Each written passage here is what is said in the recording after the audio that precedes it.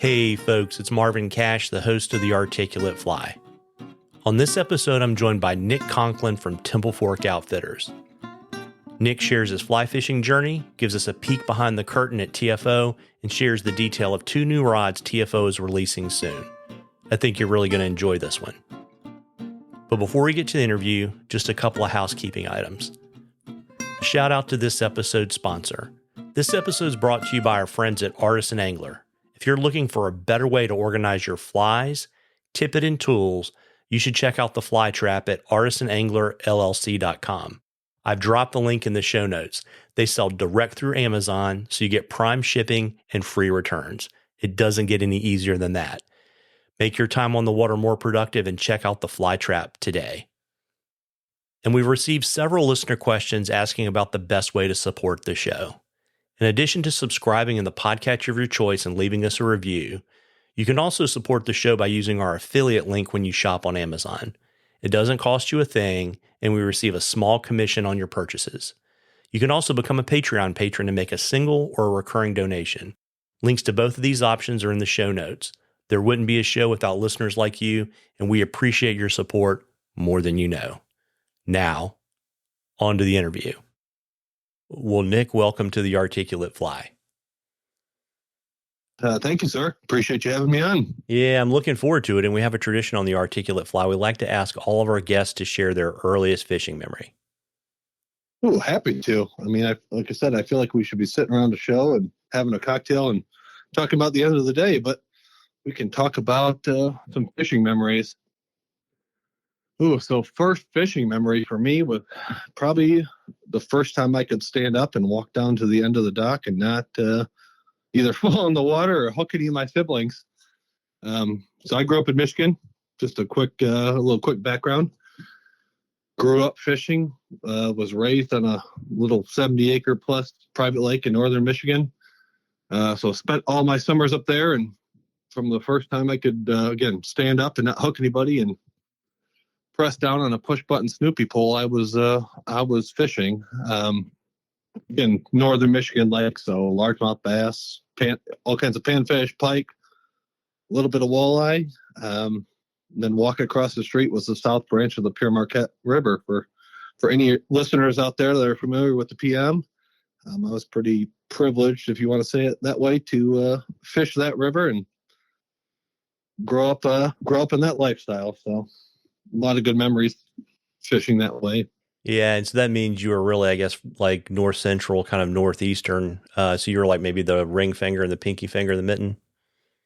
Yeah, closer to the pinky. Again, Baldwin was the lovely big town. I spent most of my summers in. I grew up down kind of more western Michigan in Grand Rapids, which not much different. You could go 10 minutes in any direction and find some good fishable water. But spent my summers up north and got to lake fish and small stream fish. And then when I got a little bit older, I could get dropped off down on the main branch of the Pure Marquette and learn to conventional tackle, but also fly fish that way. So a lot of good opportunities. Yeah. And so when did you exactly come to the dark side of fly fishing? Oh, the dark side, the lovely side. So I would say I was about 8 years old is when I got serious. And I'm doing an air quotes, I'm serious. Obviously at the time I thought I was serious. One of the cool things about this sport, right, is no matter how old you are, how much experience you have, you can always grow, you can always adapt and learn new things. But I would say I was about 8 years old is when I really got serious about it, and had a neighbor up at the lake that had some VHS tapes and a lot of books. And we'll do a pause for everyone that needs to Google VHS tapes, what that means. But watched a lot of tapes and read a lot of books. At that time, folks like Lefty and Ed and Bob Clauser and Flip and everyone was writing books, and that's how you learn to cast a fly rod, looking at old black and white pictures and VHS tape. So I got serious about it then and borrowed my grandfather's rod and stood on the dock for hours and hours. And both my dad and my grandpa gave me casting tips, and I'd run back inside and reread this book, whatever page this was, or, replay this VHS tape, and just tried to learn it that way. And that's kind of how I got started. Yeah, that's neat. It's kind of funny too. I've talked about this with other guests. Fish TV, their fly fishing channel, they have a ton of those old VHS tapes with like Lefty and Bob.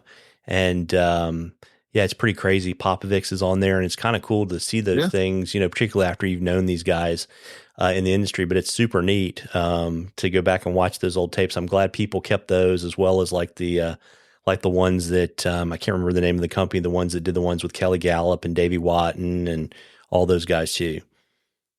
Oh, all those guys that were, I mean, that was, at least in my eyes, that's how you learned how to fly fish. And watching some of the old Walker's Cay Chronicles tapes, like that's how I learned to cast, or at least in my eyes, how I learned to cast a fly rod outside of some outside advice. Um, but that was the resource at the time, right? You read books and you watch videotapes and you just kind of figured it out on your own. So, Yeah, it's interesting. And so, you had books and VHS tapes and your dad and your grandfather. Who are some other folks that have mentored you on your journey and what have they taught you? I was outside of growing up where I grew up. I was pretty lucky to have some parents that were very supportive of my fishing and just outdoors career. They never put a ton of restrictions on me outside of just you have to be serious about school. Um, there's a funny story we could talk about later about me wanting to move to the little town near my cottage to be a fishing guide and kind of be a bum, but they didn't let me do that. They made me stick in school and stay in the city. Um, so early on, again, reading books and watching tape, again, Lefty Cray, Bob Clowser, people like Flip. Then I started to really post 8 years old, 9 years old, got really into some of the what I'd call the casting mentalist folks. Ed Jabrowski and some of those people that really would break down a cast and fixate on, all right, your rod tip's doing this, your hand's doing this, your body's doing this. What's the end result? So really, really dove into some of those mentors. I say obviously as I've worked more into TFO and gotten into the industry, there's a whole grocery list of folks that have helped me evolve my not only rod knowledge and casting knowledge, just general fishing industry knowledge. So a lot of family sport and just a lot of, I don't know if you call it good luck and good timing just to land in Michigan where I did and eventually land down here in Texas. So Yeah, if you could do the summers in Michigan and the winters in Texas, it'd be pretty good, right? oh, absolutely. And that was my goal when I was a small child. And I mean, I'm only in my mid 30s now, but that's still my life's ambition. And my summers up north and the rest of the year down in the south. So Yeah. And so you were lucky, right, to grow up in Michigan where you have a lot of different kind of fishing opportunities. What's your favorite species of fish to chase on the fly? ooh, that's a loaded question and a wonderful question to ask. So I still have a soft spot in my heart for brown trout and steelhead.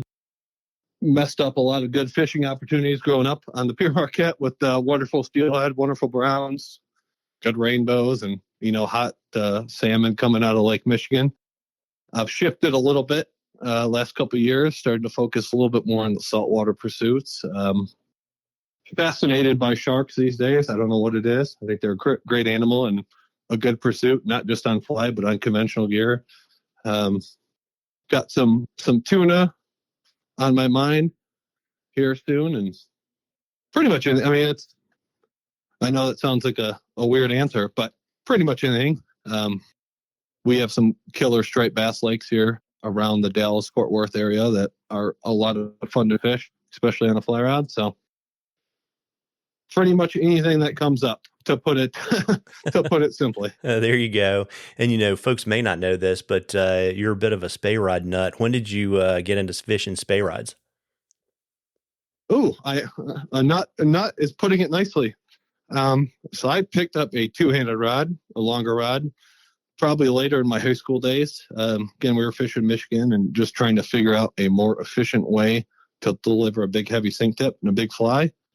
And at that time, this was early 2000s, right? So not too long ago, but the line and tip technology wasn't quite there. At least we didn't know about it, right? We were doing everything the hard way. We had old wind cutter lines, which 50 plus feet. We were chopping up sink tip trolling lines. We had some lead core lines we used to fish Lake Michigan with for salmon, right? So we were just chopping up lines and putting loops on it and just trying to figure out and fishing long 14-foot. At the time they called them 9-weight lines. So we were, 9-weight rods, excuse me. So 600 plus grains, really just aggressive, obtrusive stuff that we were just trying to figure out. So I started there. I had two good friends. One's gone on to be a pretty prolific guide, both in Michigan and in Colorado. The other friend's gone on to run a successful mobile hunting archery type of business, but both of those guys kind of got me into it for whatever reason. The efficiency, the ability to reposition line and just fish heavier flies, get down in the water column, just appealed to me. So I kind of took from there, and when I went to moved on to TFO, that kind of opened up a whole other world of opportunities in the two-handed realm. Yeah, you're their resident two-handed rod propeller head, right? I was. I guess I still am. I was at the time, but it was one of those things. You walk into the NBA locker room, and everyone's got a lot of experience and a lot of skills, and it's kind of like, well, what can I do that's going to set me apart and make me an asset and make me useful here? So gravitated more towards that, and as I've gone on, and it just again was an opportunity to be involved and to contribute to the team. Yeah, I think the interesting thing too about spade casting is that I think a lot of anglers think you have to fish a switch rod or you have to fish a two-handed rod, and you should really let folks kind of get a feel for how you can basically take your 9-foot 5-weight and use spade techniques and really have a much better day on the water. Well, absolutely, and you can even step back and stop calling it a spade, stop calling it a switch, because a lot of that just confuses people. And for whatever reason, the fishing industry, the fly fishing industry, just likes to try to make shit difficult for people. Call it a single-handed rod, call it a two-handed rod, call it a spey rod. The idea, more efficient tool, more efficient lever to pick up and reposition line. So a lot of things that correlate from your single-hand casting to your two-hand casting. So it's not as daunting as it should be.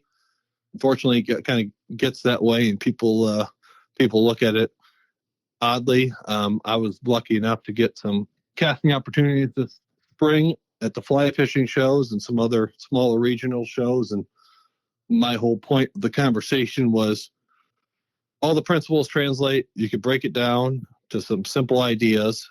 So whether you've picked up a two-handed rod before, fished it a lot, or you're just brand new to the idea, there's a way to make the whole process more efficient, a little bit easier, hopefully more enjoyable, right? That's the point of the sport, is to have fun and enjoy it. So yeah, I try to tell people it's like there's more than one kind of D loop, right? And so once you kind of get that concept, it kind of opens up the world for you. Yeah, it should open up the world, and it's not all black and white, and the plane's going to change, and a lot of things are going to change in the cast, but can you effectively and efficiently pick up the line, reposition the fly, and again, spend more time with the fly in the water, which should ultimately be the goal, right? There might be a slight positive correlation to catching more fish.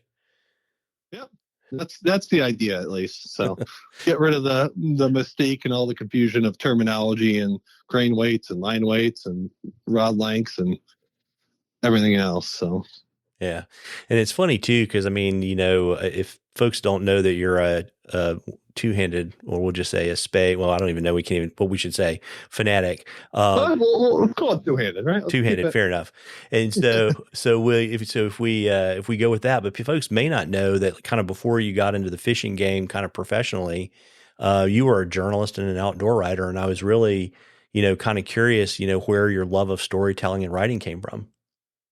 Well, absolutely. So that was my path since I was in fourth grade. Again, putting some dates and some ages on it, but that was what I felt was the right path for me. I read Ernest Hemingway's The Nick Adams stories, specifically the Big Two-Hearted River story he wrote within that, which there's some debate on whether it was the Lower Peninsula or Upper Peninsula, but that's for your Michigan specific listeners. And that was really the story I read that said, all right, you're meant to be either a writer or somehow in the fishing industry, can you figure out how to merge both? So really, since that time, I was fixated and interested in writing.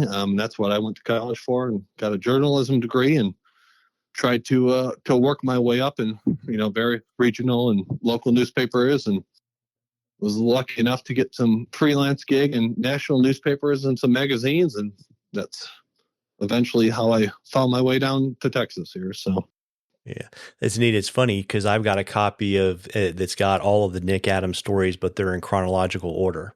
So it's kind of a ooh, kick to, yeah, it's okay. kind of a kick to read them in order and, you know, hear about Petoskey and all the whole 9 yards. So Yeah, and that was just a lot of stories that resonated well with me. Again, growing up in that part of Michigan, and at the time trying to understand the best I could about what he was writing about. And you have other folks. Jim Harrison would write about Michigan, and it was a environment rich opportunity to be into the fishing space and be into reading at the time. yeah. Right, there was a lot of great books being written, and it's great to stumble across them. Yeah. And so anybody else in addition to Harrison and Hemingway that kind of, influenced you or you still follow today? Oh, absolutely. So still a lot of Hemingway, and I still think the Nuns to this day, if they're still around, will doubt that I actually read that when I was in fourth and fifth grade. I pulled some of those books out, The Old Man and the Sea, and they just stared at me like, "You're not reading this. You're how many years old? You can't comprehend these type of books."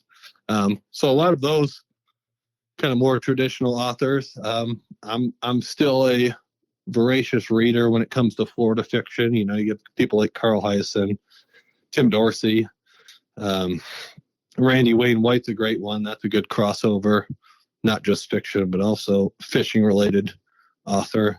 So still very into those books, reading a lot more about the expansion of the West and different things. But I try to maintain a pretty robust fishing and fly fishing specific library. I was buying a bunch of used books the other day during the independent bookstore day, and just trying to build that type of library and remind people that's an important thing to remember and to cherish. So Yeah. It's funny you say that. There's a family owned bookstore in my hometown, and they, not only do they have new books, but they have a massive used and collectible book section. And every time I go home, I have to hit that to see what I can pick up.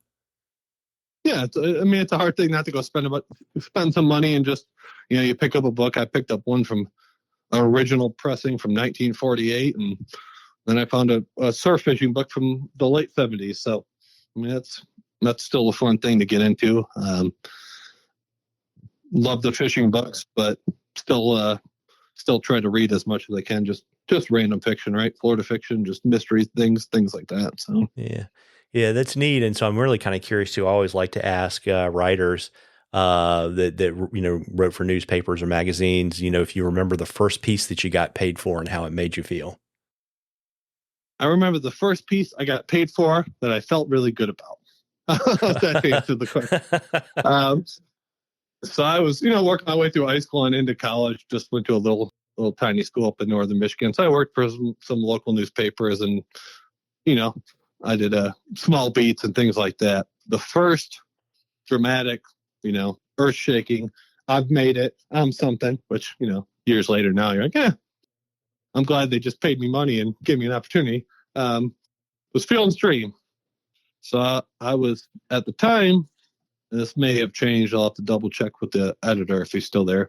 I was at the time the youngest writer to be published in Field and Stream magazine. I was about 21, 22. And it was a several week process. It wasn't something that, I wrote the article and here's the check. It was a very generous check. It's wonderful at the time.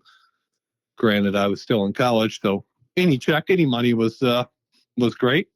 But it was just a very proud moment. And I had two close friends that were very happy for me and wanted to celebrate. And we went to this little local bar in Michigan, and it's a sportsman's bar, right? So there's mounted fish, and there's rods and reels and oars on the wall, and there's a bunch of old copies of Field and Stream magazine, right, from the 50s and 60s, just framed. And they felt the need to grab one for me in honor. And I'm saying this hoping that the statute of limitations has run out on that. But it was a very proud moment. It was very proud. I was very happy to have some close friends to celebrate the first Field of Stream article. So turned into an okay career after that. I was able to write a little bit more for them, wrote for the Drake and some other outdoor specific newspapers and magazines. But that was probably the best moment when that one was published. And again, I'm sitting in my office here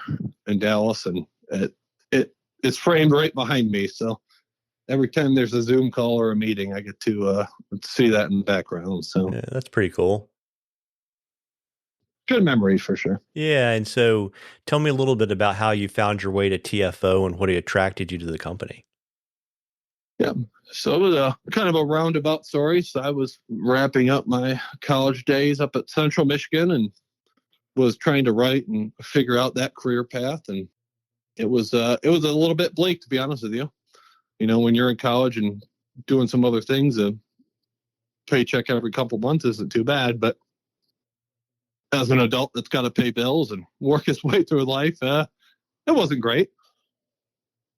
So I started looking around at fishing industry specific companies. I'd done some work in Texas, worked for a great boss, David Sams, who ran Lone Star Outdoor News. I worked for them for a couple summers as an intern, came back to Michigan, continued to work for them. And, I did my second round of junior years just because I enjoyed it so much. And I was graduating finally and had to figure out something to do. Again, I knew the journalism path would be difficult. So I just started applying and sending out resumes and information to a couple outdoor specific companies, mainly manufacturers. And Rick Pope, the founder and president of TFO at the time, was one of the very, very few that ever responded and just kept the communication line open and said, hey, if you ever get your way back to Texas, because I kind of shared with him, I enjoyed my time in Texas, liked working for the newspapers down there. I would like to come back. I'm tired of Michigan winters. Don't like the snow and the cold. Texas seems like an opportunity-rich place. Let's see what's happening. So he was kind enough to just keep that conversation going. I moved down. I was working for the Fort Worth Star-Telegram, working nights on the sports desk and getting yelled at by all the moms of football players that thought their stats were better than they were. And I was doing that at nights, and I went over to TFO and did an interview one day and met with all the partners, which were a lot of working partners at the time, and spent about 8 hours there and, went to lunch and went to dinner and eventually got brought on, and Rick hired me, and then they all took off to Brazil for a couple of weeks. So I was left to kind of figure it out on my own. So yeah, it was an interesting journey, but again, I kind of gave it my best shot and moved to Texas, which will be almost 12 years ago now, with a suitcase and a backpack. So it was a committed process. Yeah, that's pretty neat because that was back in the days, like in the original facility, which was near Restaurant Row, right? Yep, over by Love Field there. And I sold pretty much everything I had. So I was taking the bus and the train at that time, and I bussed over to Love Field, my little white shirt and black tie, and did an interview and sat there for a couple hours and talked to everybody. And it obviously turned out to be a wonderful deal, but it was definitely a leap of faith on their part. I'm some Yankee guy that they've never heard of, and they took a chance for sure. But I think it's paid off. Yeah, it's neat. And I think the amazing thing too is you wear a ton of hats at TFO, and I thought you could share with our listeners, because if you go to your LinkedIn profile, I think you've got like 6 things that you've done in the past that are still continuing to today. You want to kind of let folks know all the things you're in charge of at the company? Oh, I just try to put pieces together, but yes, I'm in charge of a lot of things. And I was thinking about it earlier. I started working in the warehouse, packing boxes, working on warranties, and have moved up since then. My current title is the Fly Fishing Product Category Manager. So I handle all of our product design development, get to work with all of our dealers, advisors, again, people like Plain Chocolate, Jason Randall, Flip Pallet, all the folks you've already had on. Also work with all of our fly fishing sales reps. We have 12 currently around the country. Work with our international dealers and distributors. That's definitely a growing market for us. And I run all of our trade shows and events. So I spend a lot of time on the road, talking to dealers, talking to consumers, building show booths, and just trying to get the brand message out there. Yeah. And you're still the two-handed guy. Yep, man. Still, single-handed rods, two-handed rods. Two-handed rods obviously are still a passion. Still a way I love to fish. And I was just down on the coast doing some two-handed overhead casting in the surf. Not too much luck, but still enjoy that type of casting. So if it's a fly rod or fly reel or accessory at TFO, I'm usually the one trying to put the pieces together and figure out the way to make it a little bit more enjoyable for the angler. Yeah, that's neat. And so what's your favorite part of working at the company? Favorite part is just the enjoyment people get out of the sport. Spent a lot of time traveling and working and dealing with people and dealing with everything that goes into travel. Just the enjoyment people find in it. I could be ornery, grumpy, tired, but when someone walks in the booth and just shares a story about what they like about fly fishing or what they like about TFO, it's hard to not smile and just be happy. Again, it's everyone's leisure time and leisure money. This is what they want to do. This is what makes them happy. I'm here to just try to help facilitate that. So definitely makes me happy that people enjoy it and are into it. And as you spend time doing this, you get to know people, right? Even if they're just a normal customer that fishes every time, a couple times a year, they're into it. They love the sport. They're fired up about it, fired up about the product. Yeah. It makes it worthwhile. Yeah. Also, too, I would say, you guys have one of the more active booths at the trade shows, whether it's, the business trade shows or the consumer shows. And so it's always a good place to hang out. I'm a big fan of your foam flooring. It's very good on the feet. So it's a great. Well, thank you. Yeah. Thank you. Try to make it a comfortable environment, make it a booth people want to come into, tell their fishing story, tell me about the things they like. More importantly, if there's something they don't like, something we can do better.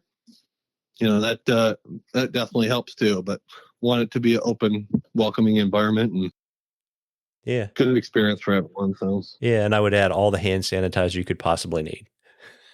hey, I'm pretty particular about that part too.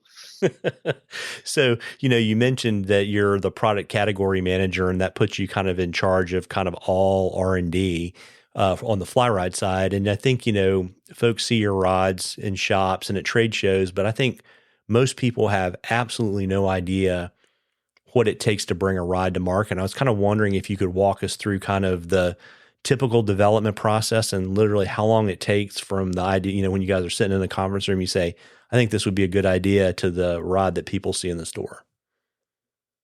Absolutely. So the quick answer is it takes a long time to put together. I've been working on rods that we may not move to market till 2025, 2026 or later. I typically operate off of a 5-year plan that I reevaluate every couple months. Most rods will take a year and a half, 2 years, depending on what the intention is, what the goal is, who's on the project. Some advisors are a little bit more particular, which I love, about how they want a rod to feel, how they want it finished out. And we have a few years ago, we did some good videos in our exclusive TFO factory about essentially that question, right? What does it take to make a fly rod, to build a fly rod? So it's a longer process probably than most people realize. And it's about solving a goal or answering a question, right? How do we solve this problem? Someone wants to cast a fly or get a fly to these type of fish. How do they do it most efficiently? Of course, we're dealing with people that have different casting abilities and skill. But how do we do this effectively? Do this in a price point that makes sense for what they want to do. So a lot goes into it. A lot more science and math than I'll admit to you, than I thought was in play when I first got into this business. But as a non-engineer, there's a lot of ways you could solve the problem or answer the question that makes sense, and you could turn out a good product for people. So Yeah, and I think people, don't maybe they don't understand. So you've got your own factory in Korea, and so when you're prototyping rods, you're literally, having conversations. Blanks get made, they get shipped to the U.S. Ambassadors and field testers test them, bundle up that feedback, send it back to Korea. They make new blanks and send it back, and you keep iterating that process till everybody's happy, right? yeah, essentially that's the way it goes. Our factory's exclusive. It's been exclusive for 30 years since we started this business. So they're only making TFO fly rods there. So I have almost daily conversations with BJ, who's our lead engineer. And again, I don't have a deep science background. He's an engineer, and he knows how to put a lot of those pieces together in a way that I do not know how to do. But I take a lot of feedback from, again, a lot of our advisors, a lot of our ambassadors, our 750 plus nationwide dealers. Say, right, this is a tool they need to accomplish this job. How do we make it? How do we make it at a sound price with components that are going to hold up in a style that fits for our brand? Yeah. And I think it's interesting too, right? Because I mean, Temple Fork has really been built around the philosophy of producing reasonably priced high performance gear.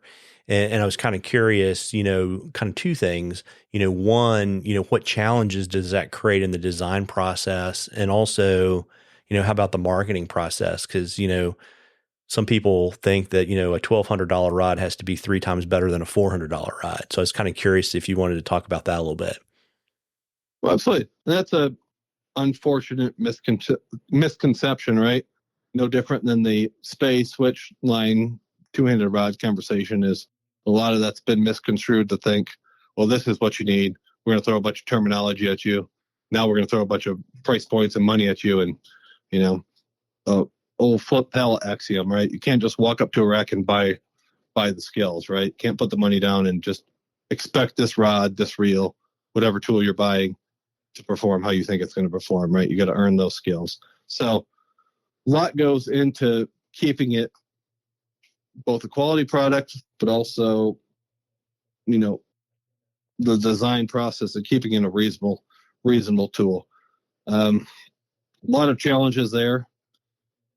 TFO has presented some interesting challenges.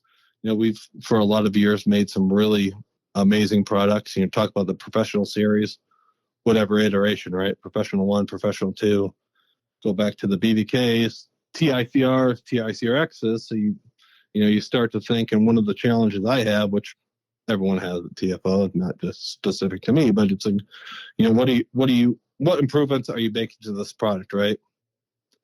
You're messing with a classic, whatever the classic is. Are you doing it because you want to do it? You want to look smarter, or are you improving it somehow? So a lot of the fly rod design function is how are we improving this rod?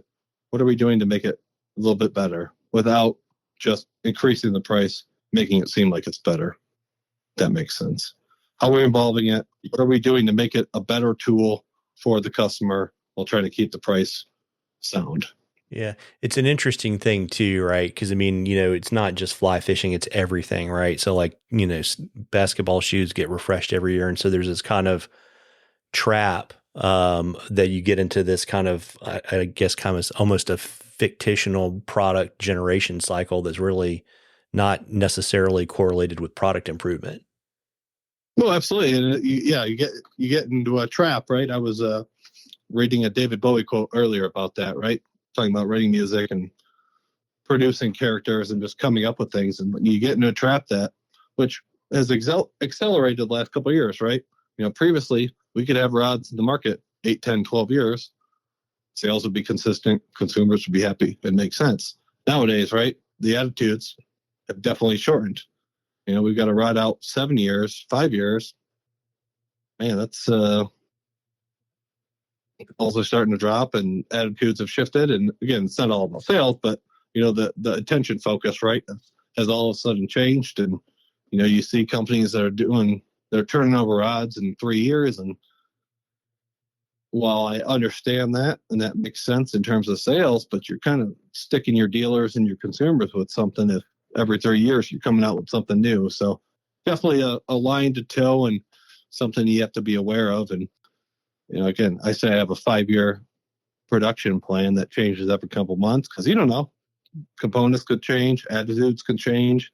There could be some new technique, there could be something else in the high stick Euro market that comes up that, man, we're not making this rod. We got to look into this market. So there's a lot that changes, and unfortunately, that it takes a while to put everything, in front of the customer and have all the other assets together. So a little bit more developed process than probably most folks realize. Yeah. But, it's kind of cool, right? Speaking about new rods, you've got two that are coming out here pretty soon, the Blitz and the Signature 3. And I thought it'd be kind of cool. We can start with the Blitz if you want to kind of tell us a little bit about the rod and kind of the fishing problem. Because, like you were saying, you like to kind of find a problem or an improvement you can make and not just turn stuff. What was the fishing problem you were trying to solve with the rod? So the idea behind the Blitz was a lot of people fish sinking lines, intermediate lines, sink tip lines, big heavy things. What's a rod that's going to better sustain that load, be a little bit more efficient casting tool? A lot of rods, right, gone really fast, really stiff, and that's not always the best tool to unroll the fly line, deliver the fly. So this rod sits in what we'd call a unique spot in our saltwater specific rod lineup, that where the Axiom 2X a little bit faster and stiffer. So if you're carrying a floating line at distance, got some distance shots, maybe a better tool for you. The Blitz series, a little bit better suited for the heavy line applications, right? Talking to my ambassador, Joe Maas, he was like, well, this is a fishing rod, not a casting rod. While it casts beautifully, it's still designed and engineered to deliver a big heavy line and a big fly a little bit more efficiently. It's got some other finish out things that are a little bit different, some improved guides, and trying to update the look and the feel of some of our saltwater specific fly rods. So, yeah, got it. And so to solve that sinking line problem, because I don't fish sinking lines a lot, and when I do, it drives me nuts. Right. So, if from a design perspective, does that mean that you're making a rod that's kind of moving away from a fast to a more of a medium action, but it's probably got a little bit more backbone kind of deeper down towards the butt? Is that kind of how you work on that sinking line large fly problem? So yes and no, right? Remember, keep in mind, action is different than stiffness or softness. And that's one of those, another one of those wonderful fishing related things that kind of gets misconstrued. And, you'll go back and forth from the fly fishing, the conventional world, and how they describe a fast action or a heavy action, all those things, right? Think of action, where the rod bends, stiffness, softness, its resistance of bending. So while this rod is a fast action, it's kind of got more of a middle or intermediate level of stiffness. So it's got plenty of power in the butt, but when you go to pick up a big heavy sinking line, an intermediate line, and a big fly, you can sustain that load a little bit easier than if you had a very fast and very stiff rod, right? Or a slower, softer rod. So a lot of terminology there, but an important distinction that consumers hopefully are starting to get and understand, that there is a difference. Unfortunately, the term fast action gets thrown around and doesn't necessarily do a lot of rods, not just TFO rods, but a lot of rods, kind of an injustice. So there's, again, a different tool for a different job, and that's what we're trying to share with everyone here with the Blitz series. Yeah, and it's neat too, right? Because when you have more of a value pricing performance paradigm, you actually enter a position where like you could conceivably buy 2 or 3 rods for the price of one rod, right? And it gives you it's almost like buying a custom pitching wedge set. Yeah, and hopefully that eliminates a little bit of the barrier to entry. That was always the motto. You don't have to spend this amount of money to get into the sport. Yeah. You could be, be a little bit more price focused. And then as you delve into it, you get a little bit more specific. You figure out what you want, what you like, the type of rod, which no different than a golf club. I mean, it's personal preference, and I don't know how many calls and emails I take and answer a day that people want. Well, what's your favorite rod? What do you like about this? What do you like about that? Well, you really have to pick the thing up and cast it. It's not there's no silver bullet here. It's not an easy sales pitch all the time, but I mean that's how this type of world operates. So Yeah. That's pretty neat. Yeah. And it's funny. You take the leftover money and you get casting lessons and a little bit of money for beer and bourbon, right? there you go. Go to your local shop, get some casting lessons, and understand that your casting is going to evolve. I talk about picking up a fly rod at 8 years old. I promise you, at 34, my castings evolved. I don't know how many dozens of times, and it probably evolved just this spring, sitting there watching people and casting at shows. And I mean, it's not something that's just going to stick with you. You're gonna evolve and adapt, and rods are going to change. And pick up the rod and cast it yourself, and don't necessarily listen to what you're being told, right? But Yeah, for sure. I know Lefty always did such a good job of kind of, letting people know that, different people with different body types and different physical abilities had to cast the fly rod differently. no, absolutely. And he was a great example and great mentor when it comes to that type of thought. When it came to that type of thought, it was, there's different ways to do this. Just because you're being told this one way, there's no one way to do it. Someone tells you there's only one way to do things, you might want to question it.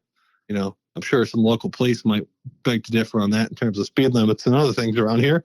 But there's different ways to operate it, right? It's a tool. There's a different way to swing a hammer. There's a different way to do other things. So don't let what you're being told or what you think is the only way to do it derail you from figuring out your own route. Yeah, for sure. And tell me a little bit about your Signature 3. So Signature 3 is going to be an evolution of our two-piece rods. I know it's not very common these days, but two-piece rods still hold a special place in a lot of anglers' hearts, and it's a really efficient rod. So it'll be a 2-weight through a 10-weight series. Everything from some small creek fishing to the salmon steelhead folks, or some of the boat rod anglers that are just looking for a little bit easier way to transport a rod.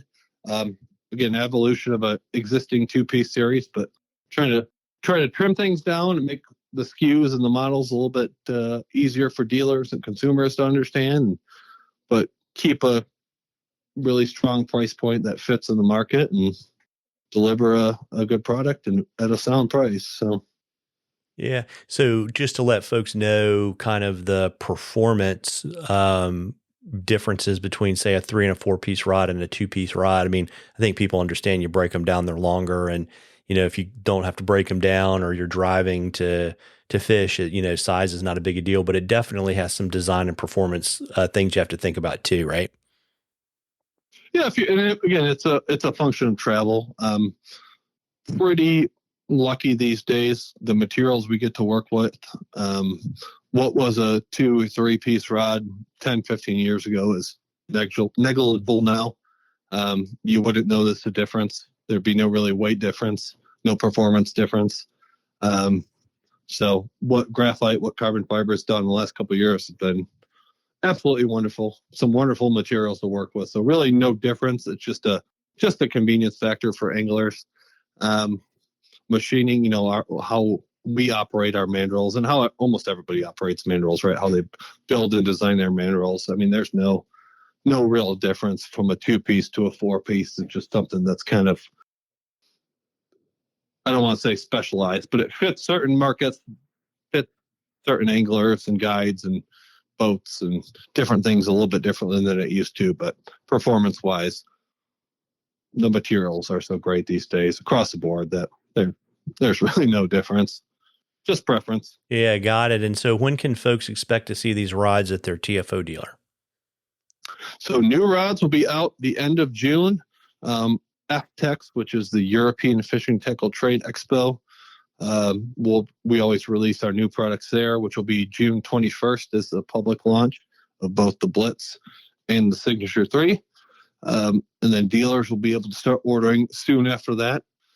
We'll have ICAST, which is the International Tackle Convention in Orlando in July, which will have a lot of dealers there and a lot of interest. And our program starts in early fall, so September, October. So those routes will be out hopefully by the end of the June. And social media wise, they should be seeing a few posts and some snippets here in the next couple of days. There you go. And of course, in your abundant spare time, you're a relatively newly elected board member to AFTA. For folks that don't know what AFTA is, you want to tell them a little bit about it and kind of what it does to support our industry? Absolutely. So yes, in all my free time, I'm on 3 boards. AFTA, which is the American Fly Fishing Trade Association, which their goal is to support manufacturer, retailers, guide operations, lodge operations in the fly fishing industry. One of their bigger functions, one of their bigger presentations, if you will, is what formerly was called IFTD, which is now called the Confluence, which is our trade show for the fly fishing industry. Goal being to bring all these interests together and provide a financially beneficial situation for them. Retailers can come in, have special ordering, special buying with manufacturers, be part of the community. So very community focused. A lot of transitions, a lot of changes are going on within AFTA, positive changes. Elected a lot of people to the board, relatively new president. So a lot of good things going on. But it's about making it financially beneficial for its members. There's some other incentives for guides and other folks like that, but keeping the community attitude strong, but backing it up with some financially beneficial situations for everyone. So Yeah, it's interesting, right? I mean, I've been several years, and I know, Lucas and Ken and everybody at AFTA, they've been working really hard because, the industry has changed so much in the last 10 or 15 years. And so I think the fundamental idea is you can't keep the trade show experience the same either. And so I think they've really been working hard to come up with a kind of a new model that, to your point, covers as many bases as possible, to make it as industry inclusive and as profitable for dealers and everybody else too. well, absolutely. And it's an evolving, it's a moving target, and it'll continue to move. Ken, Lucas, they've done a lot to not necessarily move away from the trade show floor buying program, but incorporated community aspect, incorporated outdoor environment. So there's some demo opportunities. There's a lot that is changing, and it's a lot that still has to be done. But there's a lot of people that are focused and committed to doing it and understand the realities of it. You see how other trade organizations evolve, ASA, essentially ICAST, and EFTA or FTEX, right? The European Fishing Organization. It's not an easy prospect. There's a lot to be done, and there's a lot of moving parts, but we're moving in a good direction. Again, trying to get the message out that this is why AFTA exists. This is what it does for the members.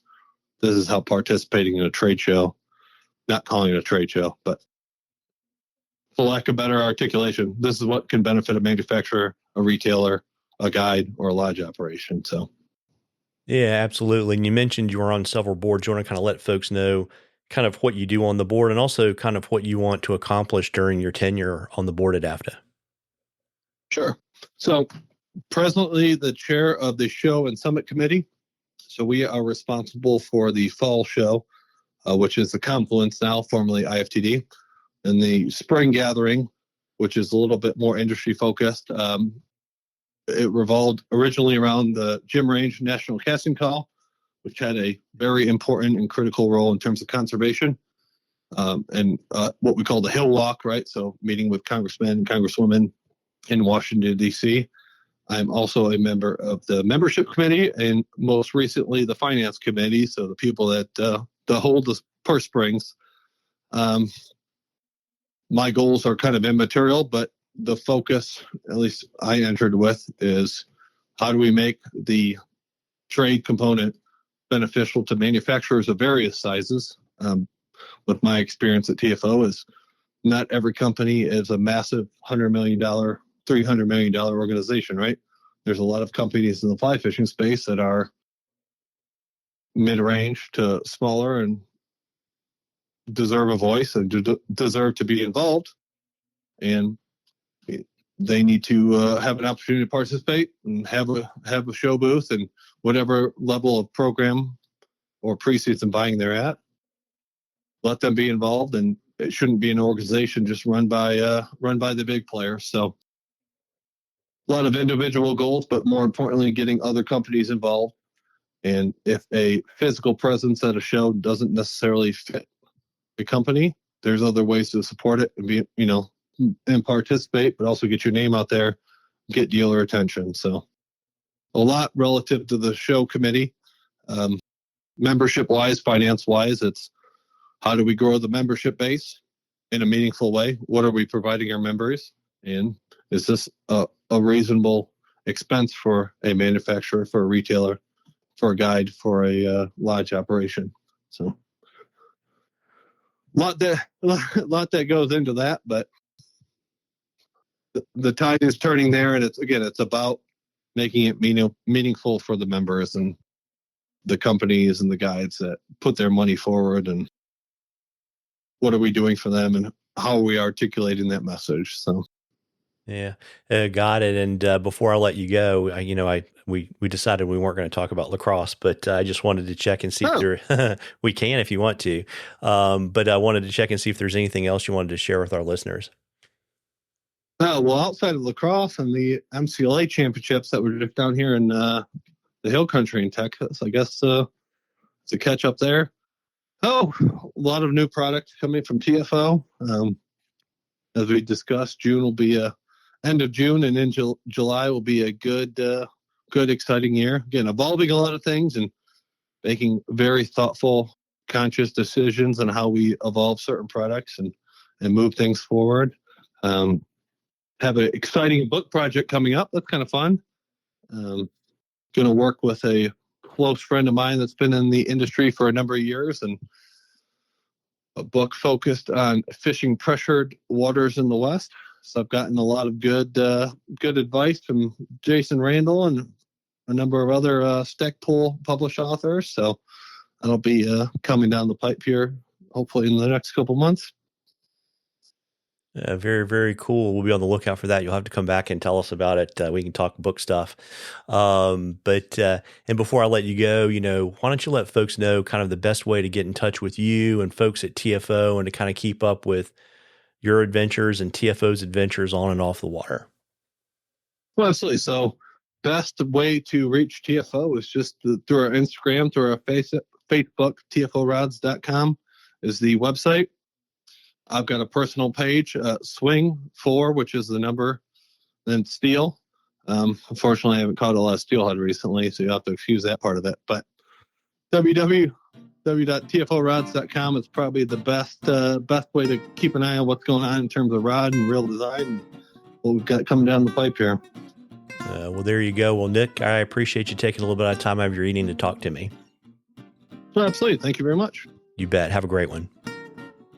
Well, folks, I hope you enjoyed that as much as we enjoyed bringing it to you. Again, if you like the podcast, please tell a friend and please subscribe and leave us a rating and review in the podcatcher of your choice. Tight lines, everybody.